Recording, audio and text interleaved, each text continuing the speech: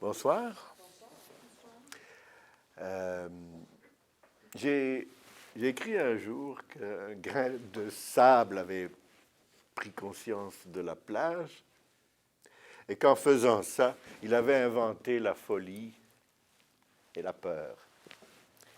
Et on peut dire que cette phrase un peu poétique résume un peu le bouddhisme. Que quand le Bouddha est arrivé, mais on parle ici du Bouddha historique, parce qu'il y a bel et bien un monsieur qui était prince d'ailleurs, qui s'appelait Siddhartha Gautama. Et si à un moment donné vous voulez que j'écrive un nom, je peux le faire. Et Bouddha veut simplement dire éveillé, ce n'est pas un nom de famille. Et en fait, l'essentiel de sa pensée à ce monsieur-là, qui n'a d'ailleurs jamais prétendu être Dieu, ni une ou trois personnes, ou rien de tout ça, même si par ailleurs il y a eu des courants bouddhistes qui l'ont déifié, là. Mais lui n'a jamais prétendu être autre chose qu'un homme, mais qui avait compris quelque chose. Et il avait compris que notre souffrance à tous vient du fait qu'on a précisément établi une distinction entre soi et les autres, le sujet et l'objet, le blanc et le noir, le jour et la nuit, vous comprenez? Et on appelle ça la saisie dualiste. Donc, nous ne sommes plus capables, dans le genre humain, que d'appréhender notre expérience sous cette forme-là, la saisie dualiste. Et on dit, ben, c'est sûr que ça, c'est une paire de lunettes, mais moi, je suis autre chose que cette paire de lunettes. Ce n'est pas tout à fait faux non plus, mais enfin, la saisie dualiste fait que si, par exemple, ma paire de lunettes disparaît, je vais être malheureux. Vous comprenez? Et cette saisie dualiste est donc quelque chose que nous devons réintégrer à un niveau supérieur d'unité. Et le bouddhisme repose énormément là-dessus. Parce qu'enfin, quand le Bouddha est arrivé, il existait déjà une religion qui était l'hindouisme. Une religion intéressante, elle aussi, qui était donc pratiquée entre les mains d'une caste qu'on appelle les brahmanes. Et cette religion hindouiste s'appuie sur des textes fort anciens qui ont déjà proposé donc à la réflexion tout un tas de thèmes qu'on retrouve dans le bouddhisme comme le karma, comme la réincarnation, comme beaucoup de choses finalement. Donc quand le Bouddha est arrivé, c'est pas ça qu'il a apporté, le karma, la réincarnation, il va modifier ça un peu, mais même beaucoup, mais il va en rester quelque chose. Donc il ne touche pas au fait des existences successives, il ne touche pas au samsara, qui est justement l'agencement de toutes ces vies successives qui font qu'on est un peu condamné à tourner sur un manège comme ça, d'incarnation en incarnation. Tout ça, ça existait avant le Bouddha. Qu'est-ce qu'il a donc apporté de si original qui a fait dresser les cheveux sur la tête des brahmanes? Hein? Eh bien, c'est justement, il a réalisé que toute la souffrance du monde provient de cette saisie dualiste. Alors, ça ne lui est pas venu tout seul comme ça. D'abord, son père, le roi Suddhodana, voulait que son fils ait une existence parfaite, sans souci, où il aurait de quoi satisfaire le moindre de ses caprices. Enfin, il était fils de roi, donc il voulait un char avec de nouveaux chevaux. Voilà, il avait un nouveau char avec de nouveaux chevaux. Et donc un nouveau vêtement, un nouveau bijou, il pouvait l'avoir dans l'instant. Mais il avait assorti ça d'une condition, c'est qu'il ne voulait pas que son fils sorte du palais pour qu'il ne voie pas la laideur du monde. Et donc le prince Siddhartha a grandi dans un palais où il n'a vu que des belles choses, des artistes, des danseuses, des philosophes. Tout le monde était jeune, tout le monde était beau, aucune souffrance visible. Et ça a commencé à lui peser beaucoup. Et un jour, il s'est dit, moi j'en ai assez, je vais aller faire un tour. Et il s'est arrangé pour avoir son cheval et sortir. Là, il n'y avait pas trop de garde. Enfin, et alors, évidemment, quand il est sorti du palais, première chose qu'il a vue, c'est un mendiant. Là, il s'est dit, mais c'est quoi ça? Ce pauvre homme n'a pas de quoi manger. Puis il a vu un bûcher funéraire avec un corps qui brûlait. Il s'est dit, mais la mort existe donc. Et il a vu un cadavre, enfin, donc un malade aussi. Donc il a, comme ça, en une sortie, pris conscience que la maladie existait, la mort existait, la souffrance existait. Et rentré au palais, il était changé pour toujours. Il était marié, il avait un enfant, un garçon, qui a fini par devenir moine dans son ordre. Mais au départ, donc, c'était son fils et prince héritier. Donc. Et il est arrivé à la conclusion qu'il ne pouvait plus vivre comme ça. Et il a quitté le palais et il est devenu un moine errant. C'était sa deuxième phase. Maintenant, la légende, parce que l'histoire du Bouddha a été racontée aussi avec une légende. On a dit que sa mère, la reine Mahamaya, avait reçu en rêve la visite d'un éléphant qui lui annonçait la naissance d'un fils extraordinaire. Et de fait, à sa naissance, il était grand déjà comme un enfant de 7 ans. Il pouvait parler. Et que chaque fois qu'il faisait un pas, il y avait des fleurs qui apparaissaient tout autour de lui. Donc ça, c'est la légende. Hein. Mais le prince Siddhartha Gautama a bel et bien existé. On connaît des tablettes où sont répertoriés donc toute la succession des rois de ce petit royaume qui se trouve où est l'actuel Népal, qui va pas bien en ce moment, mais c'est là qu'il est né, dans un endroit qui s'appelle Lumbini. Et donc il est parti. Il a décidé de devenir un moine errant. Un ermite errant plutôt, dans la forêt d'abord. Puis il a fréquenté d'autres personnes qui étaient supposées lui enseigner quelque chose. Il a jeûné jusqu'à risquer sa peau. Il y a des fois des représentations du Bouddha, on le voit tout maigre, avec ses côtes qui sont saillantes et tout ça, donc qui rappellent cette époque-là. Et un beau jour, il se dit, tout ça, c'est de la foutaise. C'est pas ça qu'il faut faire. Les jeûnes, les privations, les macérations et tout ça, ça ne me mènera nulle part, a-t-il conclu. Mais il ne savait pas encore très bien où était le nœud du problème. Et alors il s'est dit, je vais m'asseoir en méditation devant cet arbre-là, un arbre qui existe toujours, à Bodh Gaya en Inde. Et il s'est dit, je ne me relève pas tant que je n'ai pas compris tout ce qui cloche dans l'univers. Et il a médité des jours et des jours et des nuits. La légende encore raconte que toutes les filles de Mara, qui est l'espèce de diable, au fond, ont essayé de le séduire pour qu'il arrête sa méditation en pure perte. Et finalement, il est arrivé justement à découvrir toute cette problématique de la saisie dualiste. Vous voyez ?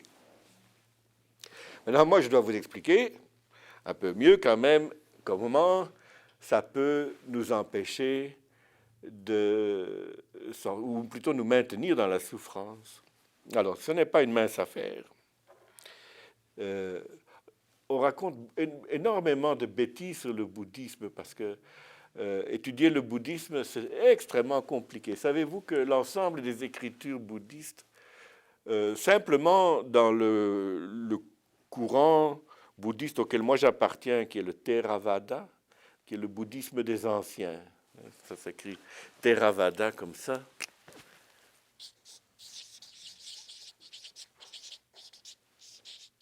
Voilà. Et l'ensemble des écritures bouddhistes qui appartiennent à ce courant-là, qui sont écrits en langue pali. Le pali, c'est la langue qu'on parlait au Népal à l'époque du Bouddha. Eh bien, ça fait 17 fois la Bible. Il existe un temple que j'ai visité en Birmanie où, autour du temple, il y a un vaste jardin et sont plantées des stèles où sur chaque stèle est écrit un chapitre de ce qu'on appelle le canon pali. Le canon, ce n'est pas un canon pour tirer des obus, hein, mais on dit, quand on parle des canons de la beauté, c'est comme les règles de la beauté. Eh bien, le canon pali, c'est les règles pali ou de toute cette, qui correspondent à toute cette conception du bouddhisme. Et alors, c'est comme un cimetière, quoi. Vous voyez, toutes ces stèles comme ça. Ça, c'est incroyable. Il y en a 1700, je crois. Et c'est énorme. Donc, comprenez bien qu'en 1h15, 1h30, on ne pourra pas passer en revue les 17 fois la Bible. Hein, c'est absolument hors de question. C'est pourquoi, moi j'en ai quand même lu, je ne sais pas combien, mais enfin j'ai quand même lu beaucoup. Et je me suis intéressé particulièrement à une partie du canon pali, parce que je suis au départ un psychothérapeute. Et que pour moi, le saint patron de la psychothérapie, c'est le Bouddha. Il est notre maître à tous. Et évidemment, c'était un psychothérapeute qui n'était pas pressé, puisque pour lui, si vous arriviez à vous débarrasser de vos problèmes au bout de 5000 incarnations, c'était encore bon pour lui. Oui. Nous, on est plus pressés que ça aujourd'hui. Mais il faut quand même se replacer un petit peu dans les conditions de l'Antiquité, puisque le Bouddha a vécu quand même, ne l'oublions pas, 6 siècles avant Jésus-Christ. 6 siècles avant. Donc, ils ne sont pas du tout contemporains. D'ailleurs, quand on dit que on ne sait pas trop ce que Jésus a fait entre... on signale qu'il parle parmi les docteurs, il a 12 ans, et après il commence son ministère à 30 ans. Qu'est-ce qu'il a fait entre 12 et 30 ans? Certains disent qu'il est allé en Inde et qu'il aurait, en tout cas, été mis en contact avec la pensée bouddhiste. Certains évangiles, d'ailleurs, semblent accréditer cette thèse parce que vous savez peut-être qu'en 1945, en Égypte, on a trouvé dans un endroit qui s'appelle Nag Hammadi des jarres avec des rouleaux de manuscrits à l'intérieur. Et c'est un évangile qui aurait été écrit par le fameux saint Thomas, celui qui doutait, là, qui voulait toucher la plaie du Christ lui-même. Et cet évangile selon Thomas, qui aujourd'hui, on peut le trouver en librairie, eh bien, montre un enseignement de Jésus qui est non dualiste. Et donc, on suppose que si le Christ a tenu un discours non dualiste, c'est qu'il est allé prendre conscience en Orient peut-être du règlement ou de la solution de la saisie dualiste. Ben, on peut dire beaucoup de choses. Mais enfin, le texte permet quand même de penser à ça. Bon. La première chose qu'il faut bien comprendre quand on parle du Bouddha, c'est que c'est une philosophie avec une pratique. Et au fond, ce n'est pas une religion. Seulement, le Bouddha a donné à sa pensée la forme extérieure d'une organisation monacale, avec des moines qui portent des robes, et qui se plient à des rituels et à toutes sortes de règles. Mais au fond, si vous êtes un élève dans un collège anglais très chic, vous portez aussi un uniforme, vous obéissez aussi à un tas de règles, et voilà quoi. Donc, mais enfin, on a fini par dire, voilà, c'est une organisation monacale, ce sont des moines, des bhikkhus, comme on dit. et sous la houlette d'un responsable qui n'est pas plus que les autres moines, mais il est plus âgé. Alors, lui, on l'appelle Bhante. Et qu'est-ce qu'ils font là-dedans, les moines? Au Moyen-Âge, en Europe, ils recopiaient des manuscrits. Bon, eux ont fait ça aussi. Parce qu'enfin, le Bouddha historique, il n'écrivait pas ses sermons. Hein. Il faisait juste les parler. On ne les enregistrait pas. Il n'avait pas la chance d'avoir une caméra en face de lui ou une enregistreuse. Et on comptait uniquement sur la mémoire des fidèles. Et quand, pour la première fois, ils ont dit « mais ça n'a pas d'allure, les années passent, on va finir par oublier ce qu'il a dit », c'était déjà 300 ans après sa mort. Donc le canon pali a été rédigé 300 ans après la mort du Bouddha historique. Hein. Donc, et le canon sanskrit, qui ressemble quand même au canon pali, mais qui est écrit dans une autre langue, a été écrit un peu après. Ils n'aiment pas qu'on dise ça, ceux qui font partie du Mahayana, qui est l'autre école, l'autre grande école. Mais enfin, historiquement, c'est la vérité. Il a été écrit un peu après. Et donc dans une autre langue, qui est le sanskrit. Les deux langues, le pali comme le sanskrit, sont aujourd'hui des langues mortes. Hein.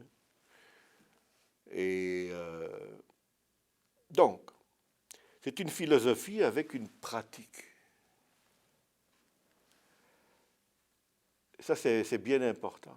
Alors, il y a quand même quelques rudiments de la philosophie qu'il faut que je vous expose un petit peu. Le bouddhisme a véritablement une vision du monde qui repose sur 3 caractéristiques. Ces 3 caractéristiques, je ne vais pas vous assommer avec des noms palis ou sanscrits, parce que de toute façon, vous les oublierez dans 5 minutes. Donc, je vais les dire comme ça pour avoir bonne conscience, mais ne vous inquiétez pas pour ça. Hein. On appelle ça les 3 signata. Mais ce qu'il faut quand même retenir peut-être, c'est que ces 3 caractéristiques portent sur les concepts suivants. 1, tout est souffrance. 2, bon, je ne suis même pas dans le bon ordre, mais enfin, allez, on va dire 1, il n'y a rien de permanent dans l'univers. C'est l'impermanence. Ça, c'est la première caractéristique. Rien n'est permanent. Hein? Nous tous qui sommes ici, on ne ressemble pas à ce qu'on était il y a 10 ans et on ne ressemblera pas à ce qu'on sera dans 10 ans. Moi qui aime bien visiter des vieux bâtiments et tout ça, j'ai vu des ruines Incas en Argentine, là, et d'avant les Incas, ben, ça ne ressemble pas à ce que ça a été au moment où ça a été construit, c'est sûr. Rien n'est permanent. Mais vous dites, ah ouais, mais si, les pierres, c'est permanent quand même, les pierres. Ben, même les pierres ne sont pas permanentes. Il y a une... Oui. L'impermanence, est-ce que c'est permanent? L'impermanence, elle n'est pas permanente non plus parce que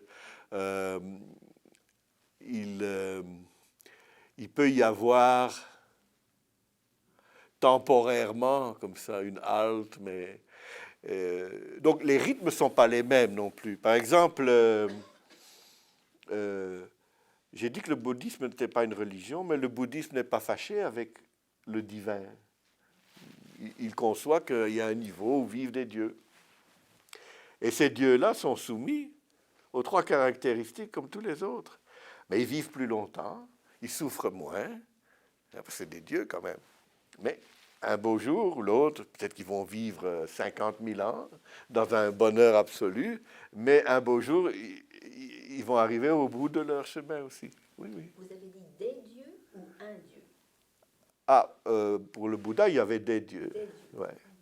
Il a même, encore toujours la légende, raconte qu'il a été leur enseigner, le bouddhisme. Hein. On parle de la montée au ciel Tushita, qui est, parce que les cieux ont plusieurs étages comme ça, plusieurs couches. Et les dieux vivent, je ne sais plus si c'est le 7e ou le 9e, enfin au ciel Tushita. Eh bien, le Bouddha, par Dieu sait quelle opération magique, est allé au ciel Tushita. Il a enseigné sa philosophie aux dieux qui étaient fort intéressés, tout ça. Et puis il est redescendu.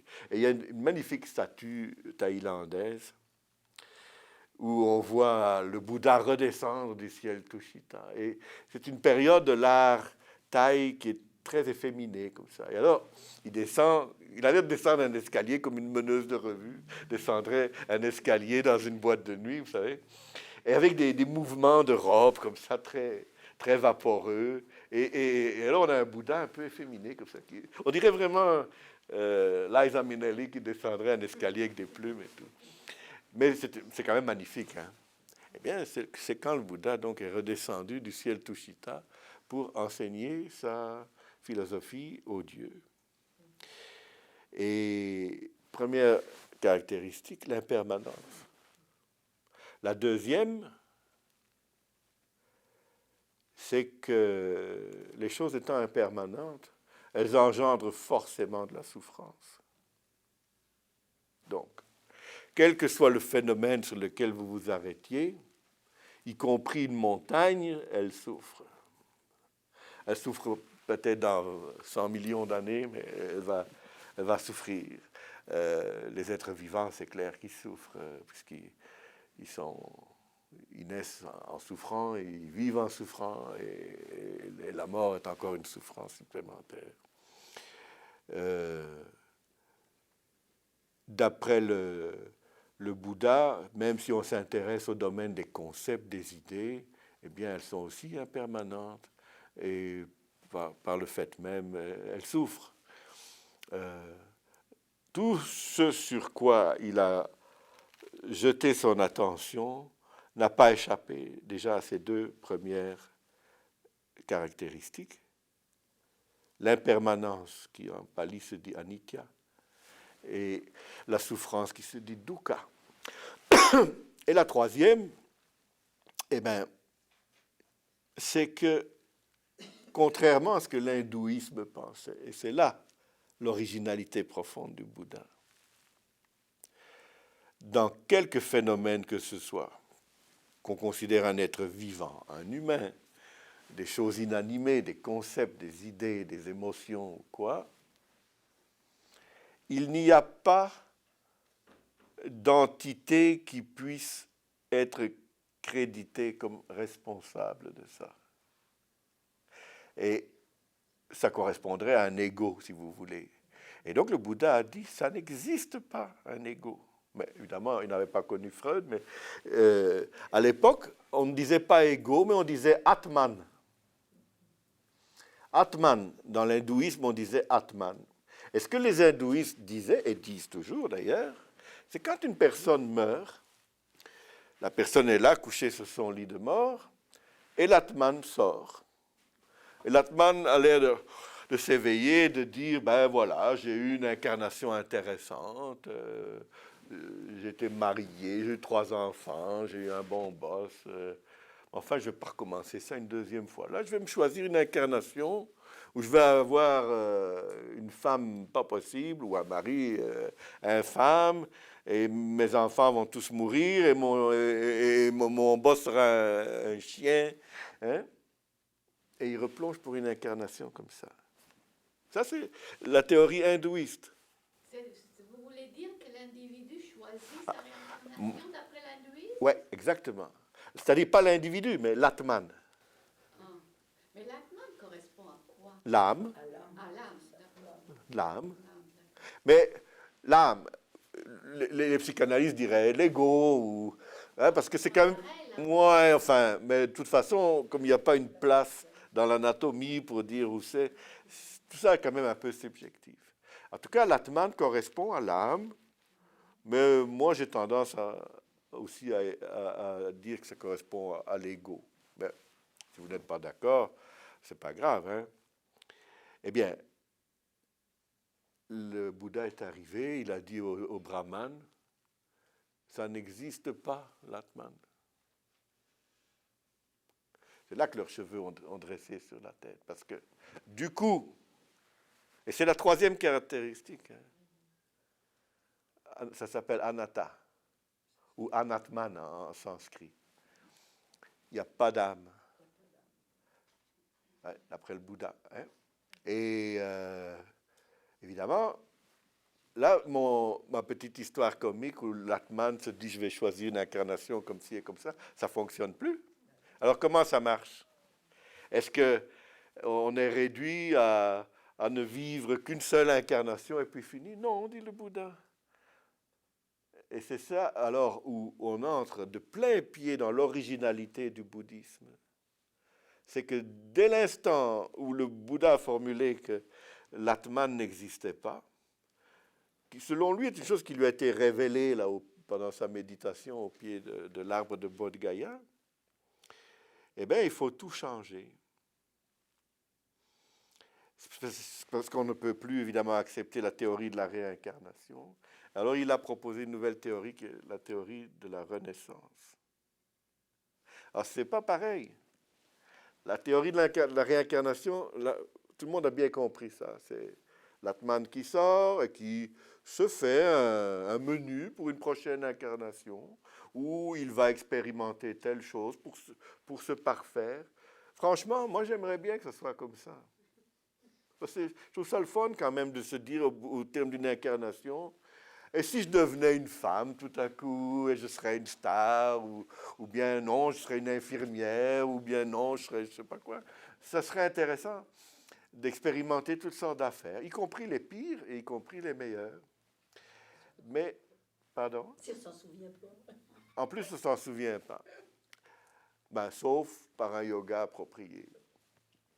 Mais le Bouddha dit non, non, non, c'est pas comme ça que ça se passe. Et comment ça se passe alors? Et il a été obligé, pour expliquer son concept de renaissance, d'inventer les atomes. Le Bouddha est le premier à avoir formulé une théorie atomique. En général, on attribue ça à un certain Dalton, qui a donné son nom à la fameuse maladie là, de ne pas reconnaître le rouge du vert. Et en 1805, Dalton a formulé une théorie atomique. En fait, ce n'était pas la première, parce qu'il y avait un philosophe grec qui s'appelait Démocrite, qui avait lui aussi formulé une théorie atomique.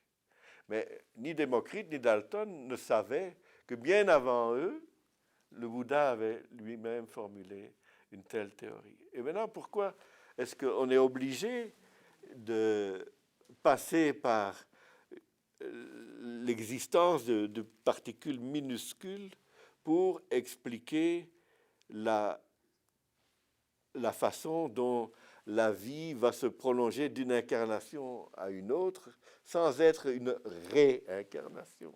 C'est un peu compliqué quand même, hein? Vous êtes venu entendre parler d'un drôle de bonhomme qui avait des... Le bouddhisme n'est pas une chose facile. Hein? J'essaie de le présenter de façon simple, mais ce n'est pas facile quand même. Donc, tout ça tient au karma. Alors, voilà encore un truc, ça, le karma. Tout le monde a entendu parler de ça. On dit, ah, c'est mon karma, que veux-tu? Jamais je serai riche parce que c'est mon karma. Ou bien, c'est mon karma, jamais je plairai une belle femme. Ou mon karma d'être toujours, je ne sais pas, d'avoir juste un petit chat, et tout ça. Tu sais? Et évidemment, c'est facile de tout mettre sur le dos du karma. Ça évite de se mobiliser pour arriver à quelque chose. Le karma, ce n'est pas vraiment ça. Le karma, c'est une théorie, mais qui existait déjà avant le Bouddha. Mais on va voir maintenant comment le Bouddha a influencé cette théorie avec ses atomes. Le karma, c'est simplement la théorie de l'action et de la réaction après tout. Si, voilà, j'imprime une poussée à ce crayon, eh bien, il naît automatiquement, ça s'est prouvé en laboratoire, une poussée inverse dans l'autre sens, qu'on appelle la force de réaction. C'est ce qui fait avancer les avions, hein, les jets. C'est pour ça qu'ils avancent, sinon pourquoi ils avanceraient? Ils avancent en vertu de cette force de réaction.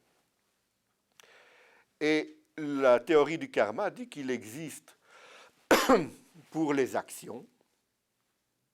Après tout, les actions impliquent de l'énergie.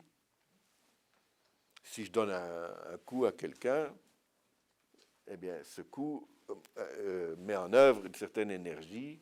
Et avant même qu'il me donne un coup de poing en retour, il y a déjà une force de réaction qui est en œuvre. Et le Bouddha dit donc... non, on n'est pas encore au Bouddha, mais donc les hindouistes disent que cette force de réaction existe au niveau des actions.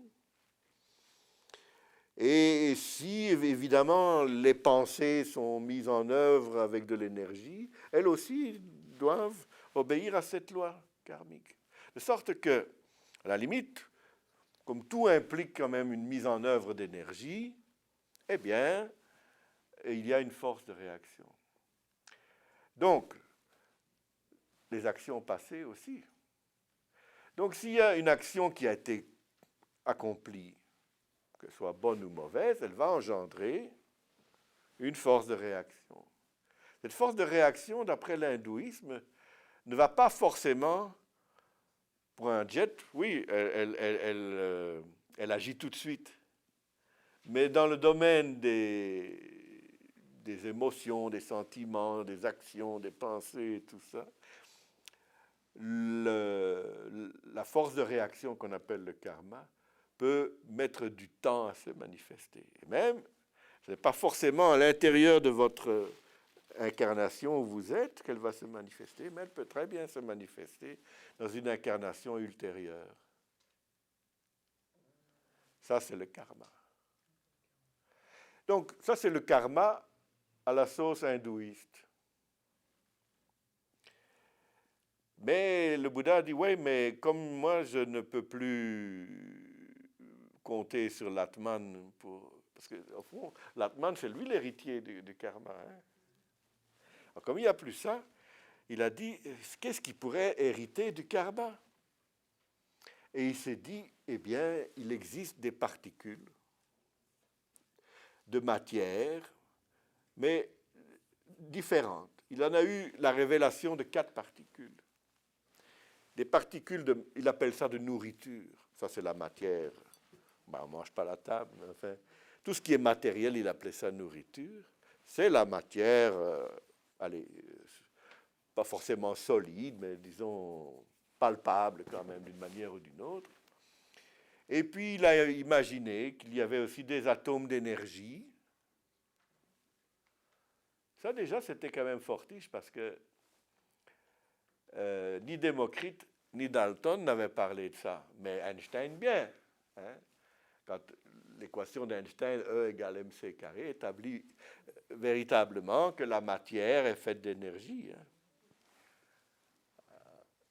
Et donc, le Bouddha avait déjà eu cette révélation qu'il existait des atomes d'énergie. Il a encore formulé alors 2 autres sortes d'atomes qui n'ont encore jamais été isolés par les scientifiques. Mais qui sait, ça pourrait arriver. Il y a les atomes de pensée et les atomes d'action passée. Voilà donc les 4 sortes d'atomes que le Bouddha a, je dis imaginé, mais disons qu'il en a plutôt eu la révélation. On pourrait parler un peu longtemps de ça, mais peut-être quand je vais parler de la méditation, on pourra en parler plus. Il a eu la révélation de ces 4 sortes d'atomes. Et évidemment, ils sont eux-mêmes impermanents, soumis à la souffrance, et n'ont pas, même les atomes individuellement, n'ont pas d'entité qui est responsable, autrement dit, d'Atman. Et alors, qu'est-ce qui arrive quand une personne meurt? Eh bien, il y a tous ces atomes d'action passée qui doivent passer à quelqu'un d'autre. Mais là, ça ne passe plus par un Atman qui va plonger d'une incarnation dans une autre. Au fond, on pourrait dire qu'il les met sur une sorte d'Internet et quelqu'un va les chercher là. C'est-à-dire que le Bouddha a imaginé qu'il y a une sorte de réseau qui existe entre tous les phénomènes et que au moment où une personne meurt, quelqu'un naît avec cet héritage d'atomes d'actions passées. Parce que ces atomes se seront déplacés, etc. Vous savez qu'à chaque inspiration que nous faisons, on doit probablement ingurgiter dans nos poumons une molécule d'oxygène qui a fait partie du dernier soupir de Jules César, par exemple. Jules César est mort, je ne sais plus en quelle année au juste, mais quand il a rendu son dernier soupir, si vous voulez faire les calculs, on va dire qu'il a expiré 3-4 litres d'air. Dans ces 3-4 litres d'air, il y avait tant de milliards de molécules, et que depuis 2000 ans, ces milliards de molécules ont été tellement brassées dans le monde que c'est sûr qu'à chaque inspiration, vous, moi, quelqu'un d'autre, absorbons une molécule d'oxygène qui a appartenu au dernier soupir de Jules César, ou de Jeanne d'Arc, ou de qui vous voulez, enfin Marilyn Monroe si vous voulez. Donc, les atomes d'action passée peuvent aussi voyager. Ils ont une certaine durée de vie, pas très longue, mais enfin suffisante apparemment, pour être passés. Donc, il y a une sorte de réseau qui fait que, en fait, pour qu'un karma soit complètement passé à quelqu'un d'autre, il faut 3 existences. Là, je n'entrerai pas dans les détails de cette théorie-là, c'est une des plus compliquées du bouddhisme, ça s'appelle Patityasamuppada, mais vraiment, on n'entrera pas là-dedans, rien que ça nous prendrait un mois, c'est très compliqué. Mais ça implique 3 existences pour qu'un karma soit passé à quelqu'un d'autre. Donc, il y a vraiment... L'idée de réseau permet le mieux de comprendre ça. C'est qu'un sage qui a écrit un merveilleux petit livre dont je ne saurais assez vous recommander la lecture, si j'arrive à me souvenir de... Je peux prendre peut-être ma table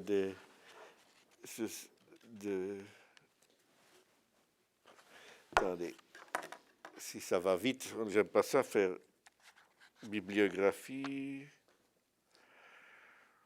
Oh là là. En plus, quand je cherche vite, je cherche toujours mal.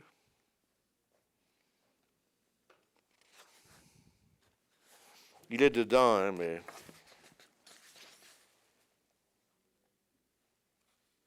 Pour l'instant, ça ne me revient pas. En tout cas, c'est des conversations d'un sage indien. David Bohm, Krishnamurti. Non, c'est pas ça.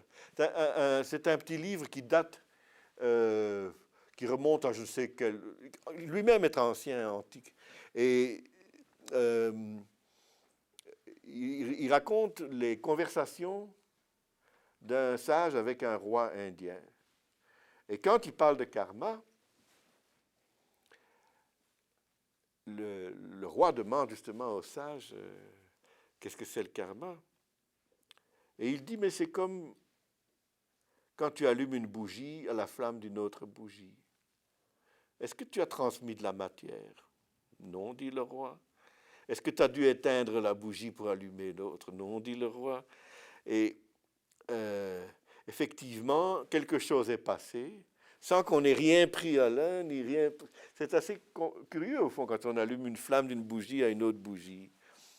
Et donc, ce sage tendait à expliquer que, d'abord, nous savons qu'il y a un phénomène de réseau qui est l'oxygène de l'air, et que la flamme d'une bougie chauffe l'oxygène de l'air, et puis, à un moment donné, ça s'allume parce que l'oxygène est assez chaud pour enflammer la mèche de la bougie, mais qu'effectivement, on n'a rien enlevé de la première bougie.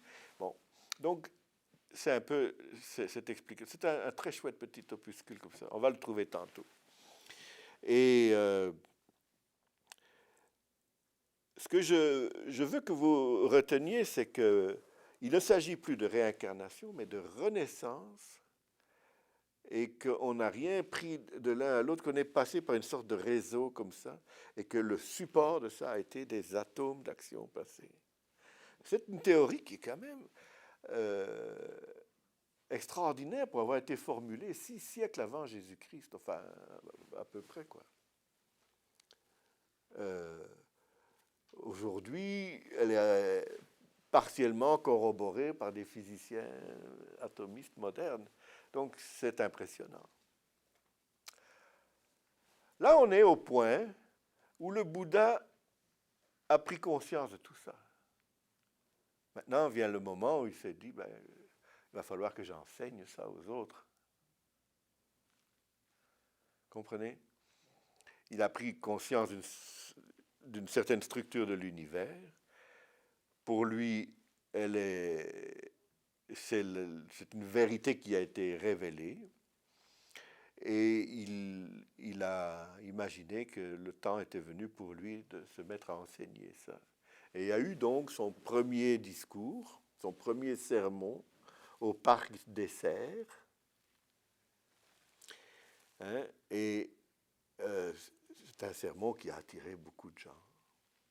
Évidemment, les distractions n'étaient pas nombreuses dans ce temps-là.